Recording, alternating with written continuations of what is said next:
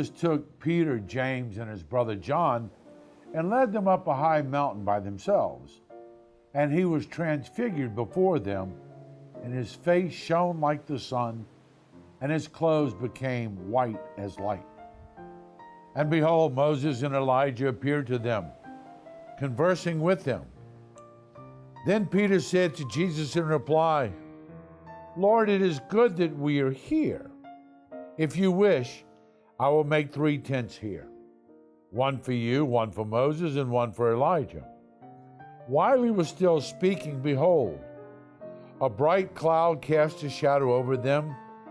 Then from the cloud came a voice that said, This is my beloved Son, with whom I am well pleased. Listen to him. When the disciples heard this, they fell prostrate and were very much afraid. Jesus came and touched them, saying, Rise, do not be afraid. When the disciples raised their eyes, they saw no one else but Jesus alone. As they were coming down the mountain, Jesus charged them, Do not tell the vision to anyone until the Son of Man has been raised from the dead. Hello and welcome to Closer Walk Catholic Communications. I'm Father Bayer, your host, and I'm glad that you can join us this evening. Lord, it is good that we should be here. If there is any constant in life that we know for sure is going to remain the same, what's going to remain the same is change. It always does. Change is the only constant that we can depend upon, other than the love of God. But from our earthly experience, things can always change. And we get to that point where sometimes it's so good, I don't ever want it to end. This is just wonderful. I wish it could last forever. One of the things that happens a lot of times is I'll have couples come in and they say, I've lost it. It's not there anymore. I don't, it's my marriage. I don't love them like I used to. We've grown apart. Over the years, what we once had now has gone. And one of the things that I do in marriage preparation is I ask every young couple, why? Because I love him. Oh, congratulations. You win the Valentine this year. What did I think? I can't stand him? But love is not just an emotion. It's a response. It's a response to something that's very, very conscious in our lives. If I decide this is somebody that I love, now I've dated, I've had fun, I've done this, I've done that, but I think I'm in love with this person. Why'd you fall in love? Oh, no, it wasn't the ring. It wasn't the fact that you went on a nice trip. It wasn't they had a wonderful car. I hope we're not that stupid, okay? There's a reason. There's something about the person. There's a quality about the person.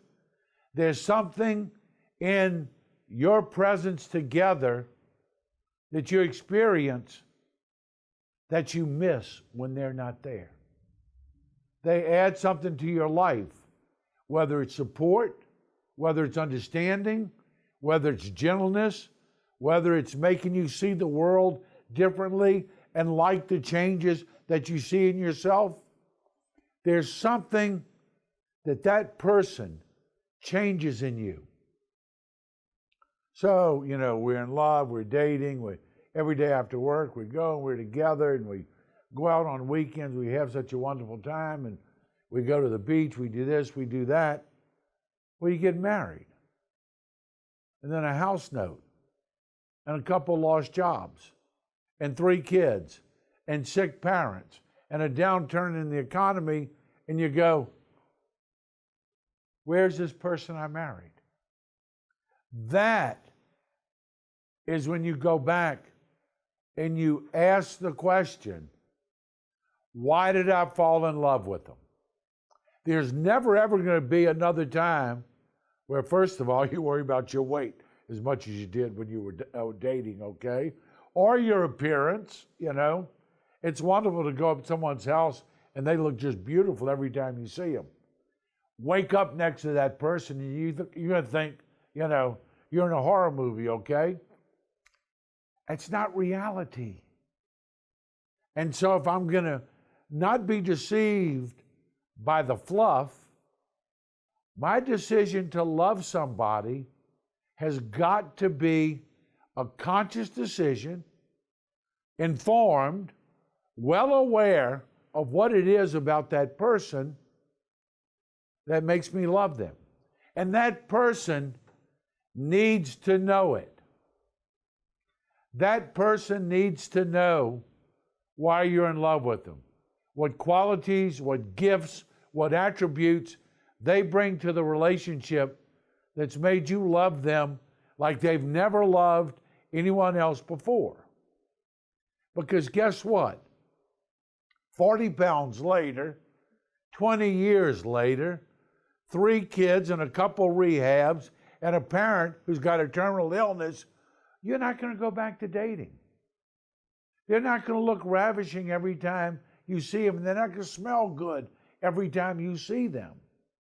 You're not going to have all that expendable cash that we can go out and just have fun. But you know what?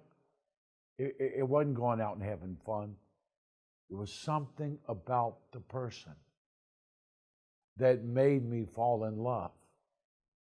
And when I feel like we've grown apart, well, yeah, we've had some arguments over discipline of the children. Yeah, we've had some arguments over in-laws and outlaws and everything in between. Yeah, we've had some arguments about use of money. Yeah, we've had some arguments whether or not we ought to stay or whether or not we ought to move for a new job opportunity. But still, I need to find the person I fell in love with. And if I don't know who that person was, that person never told me. It was never a conscious decision. It was just this ooey gooey feeling that I tingled every time I saw you. Boy, did that go away quick, okay? It's a conscious decision. Let's switch it. God, retreat was so good. I didn't want to leave it. The quiet was so nice. I enjoyed, and I rested, and I read, and I just went and I sat in the chapel, and it's just like I filled up my tank again, you know? But boy, when I got back, nothing had changed. The kids were still fighting with each other. The stupid cat was still pregnant, and I still had to fix a washing machine, okay? That didn't change. Well, if retreat brought you some sense of solace, some sense of closeness to God, no, you can't take off Thursday to Sunday, you know, every couple weeks. You just can't do it. But you can realize, why was retreat good? What was it about the retreat that I enjoyed? Well, I enjoyed being quiet. I really did. A big mouth like mine, I never thought I would enjoy being quiet. It was good. Because when I shut up, I started to listen. And I heard things that I don't hear when I'm busy going 90 to nothing. I just went and sat in front of the Blessed Sacrament. And you know, you might think it's weird, but I just kind of felt God was sitting there with me. I wasn't talking out loud, but my heart was talking. My mind was going through all sorts of things, all sorts of scenarios. And you know, I just felt that God was listening to the troubles, the joys, the fears. everything I brought to that moment, it was quiet. And I thought God and I were kind of handling it. Now, I didn't hear voices. I'm not taking medication, okay? I didn't hear voices. I just felt like God knew what was going on with me, and He had my back. And, I enjoyed Mass every day. I don't know. I listen to Mass differently on retreat. First of all, I'm not separating the kids in the pew because they're fighting with each other. The other thing is I'm not distracted by the way some people dress or the people who sing so bad standing right next to me. It was nice. And so, Lord, it's good that we should be here. Well, if we're going to get it back, we need to know why it was good.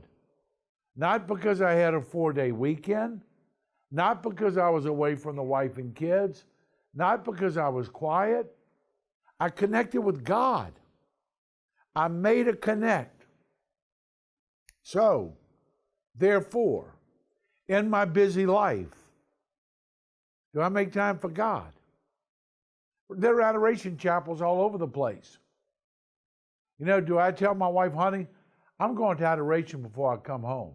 And after the day that I've had and walking into the door that I'm getting ready to face, adoration takes care of a whole. I start to feel it again because I'm quiet. There's none of that other stuff going on. It's just me and God. And in the middle of the week, I feel like God's got my back. I decided for Lent that I'm going to get up and find an early Mass on the way to work. And you know what? It's kind of different daily Masses. They got all the singing and all the hoo-ha on Sundays. I like being in a quiet church with very little music and just myself. And, I love my wife and kids and the family deal. But I like that during Lent, that I just sit there with God. And I really do hear the sermon differently. Not always that great, but, give me something to think about. And starting off my day like that, I walk into situations with a different pair of glasses. I'm just not nearly as crazy when I take time.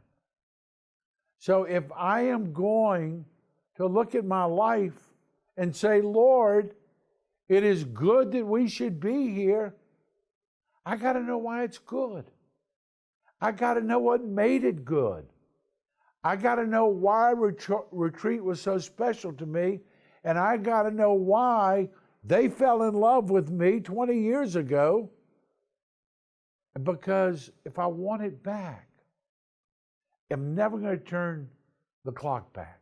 Like I said, the only constant we have is change. I can't turn the clock back, but I can go be that person. I can go give her the attention, the understanding, the compassion, the support I did when we both smelled good, okay? I can find time and carve time in my week so that retreat is not just a once-a-year event. It's a reality that shapes my person. It is good to be here. We need to know how we got here and how to get back here. We'll talk more about that in a minute. Stay with us.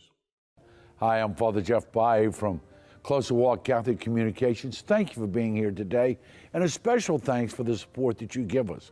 First of all, your prayerful support we so desperately need, and also your financial support. We are donor-driven, and that is what keeps us on the air today.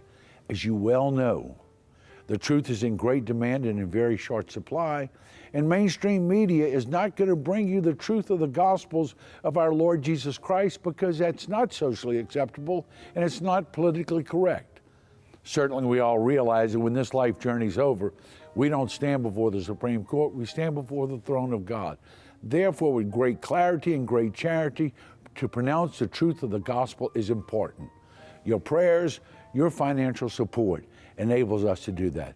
So we thank you, and may God bring you closer in your walk with the Lord each day. God bless you.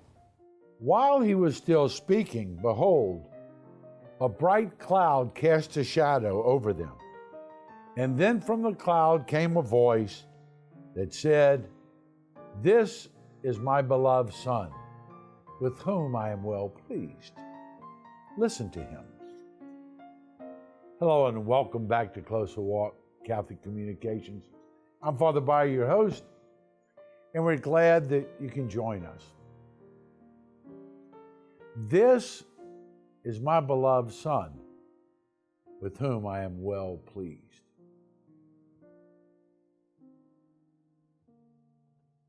You ever feel that way? Do you ever get involved in a situation? Maybe someone panhandling on the street. Maybe an experience you have in a soup kitchen. Maybe someone at the office that's about ready to just come unglued. Maybe a situation in the midst of some type of loss, grief, tragedy, that you encounter someone and it's like, God, that was good. It wasn't fun. It wasn't easy. But you know, I really believe that God would have said, "This is my beloved Son, with whom I'm well pleased." It's not about patting yourself on the back. It's feeling like I just so happened to be where God wanted me to be. And I believe for that moment, for that instant, for that situation, I was God's representative to that person, that circumstance, that whatever. Talking to a good friend of mine who's involved in political life, and he's talking about retirement. And he made a statement that I thought was really a good one. He said, "You know what? I enjoy living in my own skin." He said, "Look, make no mistake about it. I know darn good and well the day I retire, my phone's not going to be ringing off the hook. Everybody's not going to want to be getting in touch with me and doing for me and inviting me. They're not inviting me. They see the position that I hold. And they want to get to that position because they know that position offers them something that perhaps they want or they think they need." And he said, "So make no mistake about it." He said, "When the day comes where I just get to live in my skin and don't have to worry about the persona that everyone is trying to get in touch with, I'm good. I'll be fine with that." I think that's something we probably, everyone needs to look at. We might look at our lives, think we're very busy, think we're very important. We know at some point that's going to end. And then when it does end, what goes with it? If I become someone completely different, then maybe a reason why I'm miserable is because it's not me who's doing the task. It's what I think other people want me to be. And it's that reality of being and becoming what other people want me to be that keeps me from ever getting to that place in life where I feel like God is saying, "This is my beloved Son, with whom I'm well pleased." You know what a feeling, what a rush that is. And, you know, I would like to say as a priest, oh, that happens to me every day. I do acknowledge that because I'm a priest, I have the opportunity on more of a regular basis to bring that situation if I've been the prayerful person that I need to be, if I've worked on really understanding what the Eucharist is, what it means to have God in me. You know, a lot of people, yeah, I went to communion. I rely on God to jump right on the inside and walk through the day with me. That's what we have to do, because I know the situations in my own life that, you remember the cartoons? They had the little angel on one shoulder, the little devil on the other shoulder, the little angel's telling you to do good things, the little devil's telling you to do bad things. It doesn't stop just because you're a priest. I'm still human. Now, I'm not talking about great sin. I'm talking about indifference.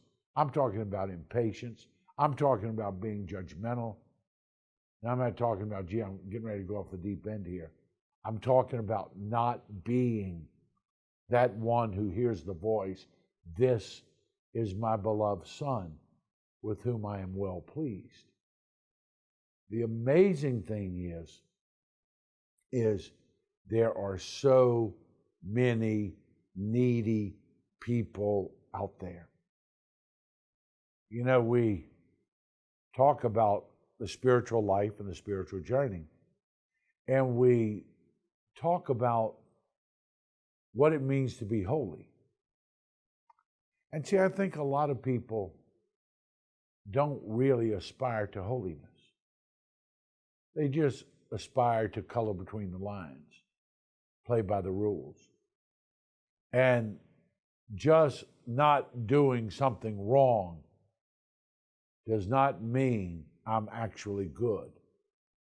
Just not being a great sinner doesn't mean I'm actually a holy person. And in speaking with the priest who works with me and preparing for our sermon a couple weeks ago, we were talking about what it means to be holy. And I said, give me a definition. And he gave me a great definition. He said, holiness means being willing to set ourselves aside for service by God. That's what holiness means. Being willing to set ourselves aside for service by God. And when you talk about that, that means, you know, sometimes I see situations, what a scumbag. I'm not bragging about that. That thought comes into my mind. You know, I just kind of avoid it. Don't want all that bull, okay? Don't want that. That's me. That's not holiness. Holiness is getting to the point that I go through life and I go through situations and I long for the grace to see life, to see people, to see situations, to see circumstances as God would see it. Therefore, rather than seeing a scumbag, I see someone who's really been hurt, who's really afraid, who hasn't had a lot of real opportunities in their life to know that they're loved, to know that they're safe, to be kept secure. I've told you this before, and I'll tell you again. One of the worst things that I heard in the state penitentiary was a young guy who told me he was adopted. And he was all little boy. He was all over the place. And he kept hearing, God, I wish we had never taken you away from the orphanage. You're more trouble than you're worth. Heard that by his so-called adoptive mother. When he turned 13, his adoptive mother actually got pregnant. They were going to have their own child. The baby comes home, and the father says, we're done. We don't need you anymore. We've got one of our own. Now, When you see the tattoos, when you see the tough guy, when you see someone who did the drugs, the sex, the rock and roll, and lived on his wits, you might think, what a scumbag. God sees a hurt, angry little boy who's never, ever had anyone to love him and keep him safe and tell him he was worthwhile. And when you get to that point that you see things as God sees things and you don't respond to what they're saying, you put yourself aside. My ego doesn't, I can't believe you let someone say that to you. Get over yourself. You put yourself aside for the service of God. That's what real holiness is. And we don't do holiness on our own. We don't do holiness just because we've got such warm hearts. They attempt that in social work. They get burned out real quick in social work because ourselves can't put up with it. With God being in me, the presence of God, the gift of the Eucharist, the sacrifice of the Mass, changes the way you see things. When you ask God to walk into a situation, when you ask God to make me what you want me to be and allow me to become your presence in this situation that everyone else is running from, everyone else is fed up with, quite honestly, I don't know what the hell I'm doing either, except but for the grace of God. That's when holiness happens. When we trust that the God in us is going to connect with the one in front of us who's made by the same God. There are a bunch of layers of a whole bunch of things out in front of us, but at the bottom of it, made by the same God, loved by the same God. That's really very tough. But not until we're willing to do that and risk it do we hear, well done. This is my beloved Son with whom I am greatly pleased. That's when your skin feels very good and you live through anything. Thank you for being with us. May God bring you close each day in your walk with the Lord. God bless you.